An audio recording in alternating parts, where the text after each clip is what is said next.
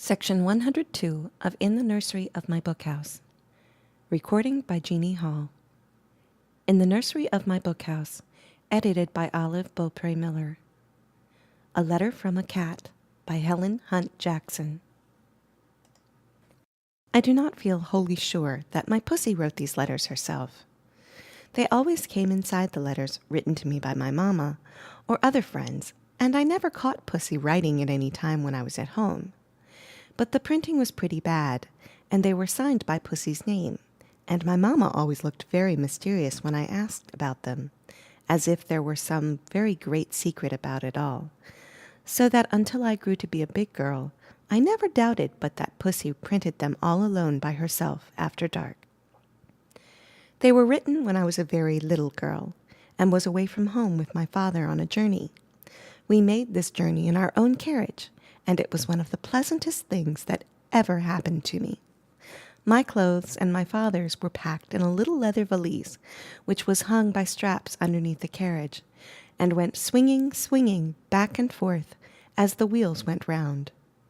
My father and I used to walk up all the steep hills, because old Charlie, our horse, was not very strong, and I kept my eyes on that valise all the while I was walking behind the carriage. It seemed to me the most unsafe way to carry a valise, and I wished very much that my best dress had been put in a bundle that I could carry in my lap. This was the only drawback to the pleasure of my journey, my fear that the valise would fall off when we did not know it, and be left in the road, and then I should not have anything nice to wear when I reached my aunt's house. But the valise went through all safe, and I had the satisfaction of wearing my best dress every afternoon while I stayed. And I was foolish enough to think a great deal of this. On the 4th day after our arrival came a letter from my mamma, giving me a great many directions how to behave, and enclosing this first letter from Pussy. I carried both letters in my apron pocket all the time.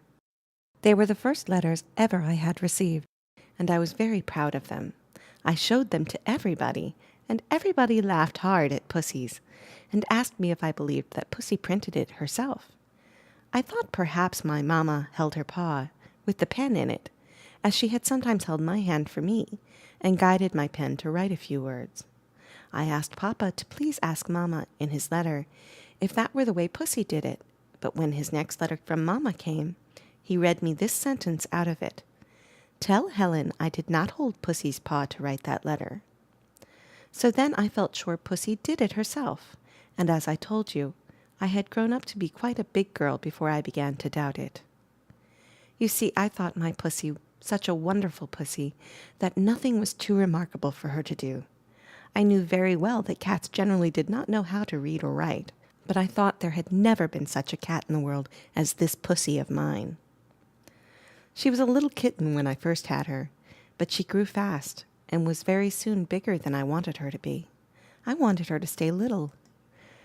Her fur was a beautiful dark gray color, and there were black stripes on her side, like the stripes on a tiger. Her eyes were very big, and her ears unusually long and pointed. This made her look like a fox, and she was so bright and mischievous that some people thought she must be part fox. She used to do one thing that I never heard of any other cats doing. She used to play hide and seek. And the most wonderful part of it was that she took it up of her own accord.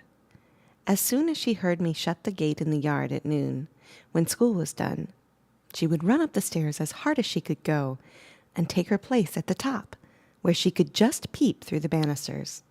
When I opened the door, she would give a funny little mew, something like the mew cats make when they call their kittens. Then as soon as I stepped on the first stair to come up to her, she would race away at the top of her speed and hide under a bed. And when I reached the room, there would be no Pussy to be seen. If I called her, she would come out from under the bed, but if I left the room and went downstairs without speaking, in less than a minute she would fly back to her post at the head of the stairs and call again with a peculiar mew. As soon as I appeared, off she would run and hide under the bed as before. Sometimes she would do this 3 or 4 times. It was odd, though, she never would do it twice when other people were watching. When I called her and she came out from under the bed, If there were strangers looking on, she would walk straight to me in the demurest manner, as if it were a pure accident that she happened to be under that bed, and no matter what I did or said, her frolic was over for that day. She used to follow me just like a little dog wherever I went. She followed me to school every day, and we had great difficulty on Sundays to keep her from following us to church. Here is Kitty's first letter. My dear Helen, that is what your mother calls you, I know, for I jumped up on her writing table just now, and looked while she was out of the room, and I am sure I have as much right to call you so as she has, for if you were my own little Kitty and looked just like me, I could not love you any more than I do. How many good naps I have had in your lap, and how many nice bits of meat you have saved for me out of your own dinner. Oh, I'll never let a rat or a mouse touch anything of yours so long as I live. I felt very unhappy after you drove off yesterday, and did not know what to do with myself. I went into the barn and thought I would take a nap on the hay. But it seemed so lonely without old Charlie stamping in his stall that I could not bear it, so I went into the garden and lay down under the damask rose bush. Now that your dear mother has taught me to print, I shall be able to say a great many things to you which I have often been unhappy about because I could not make you understand. I am entirely discouraged about learning to speak the English language, and I do not think anybody takes much trouble to learn ours, so we cats are confined entirely to the society of each other, which prevents our knowing so much as we might.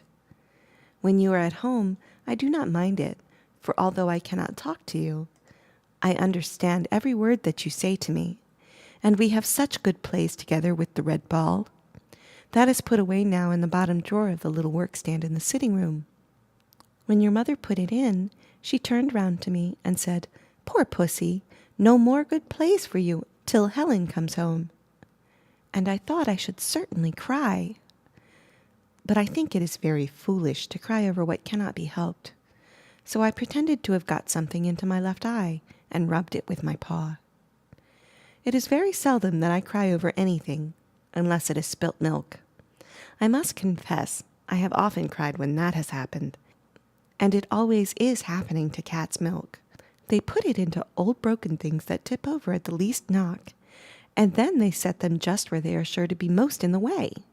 Many's the time Josiah has knocked over that blue saucer of mine in the shed, and when you have thought that I had a nice breakfast of milk, I had nothing in the world but flies, which are not good for much more than just a little sort of relish. I am so glad of a chance to tell you about this, because I know when you come home you will get a better dish for me. I hope you found the horse chestnuts which I put in the bottom of the carriage for you. I could not think of anything else to put in, which would remind you of me, but I am afraid you will never think that it was I who put them there, and it will be too bad if you don't, for I had a dreadful time climbing up over the dasher with them.